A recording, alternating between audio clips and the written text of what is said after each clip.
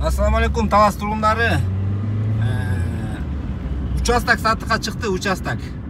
Бош участок. Дареги ушул Отурбай көчө менен мал базарга кетип атканда, мал базардын поворотуна жетпей, ушул жерде оңго поворот бар, жол асфальт болгон. Ушул асфальт көчө менен барып эле азыр Подгорный көчөсүнө солго киребиз.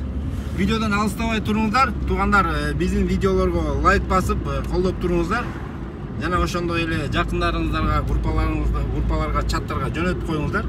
Балким бир адамдын участок алышына себеп болуп каласыз, сизге алкышын айтмакчы. Ушул Подгорный көчөдөн солго киребиз. Ушул Подгорный көчөдөн киргенде эле где-то болжол менен бир 150 метрден кийин эле участокко азыр жетебиз. Тартып берем. Мынакей туугандар, участокко келдик. Участоктун узун туурасы шу көчө жак бети, күн чыгыштан күн батыш жагы 15 метр, нары түштүктү көздөй. Болжол менен 33 метр, жалпы 5 сотук.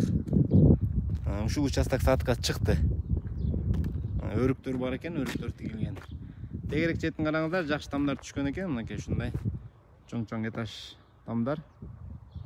Жакшы район туугандар, жаңы конуш. Мына туугандар, кимге ушул участок жаккан болсо, участок издеп жүргөндөр болсо, ушуну көрүңүздөр, жана төмөндө номер менен байланышасыздар. Баасы келишим баа деп айтып койду. Кимге кызыктырса, ошо төмөндөгү номерге чалып, баасын тактап аласыздар туугандар. Кийинки чыгарышка чейин анда аман туруңуздар.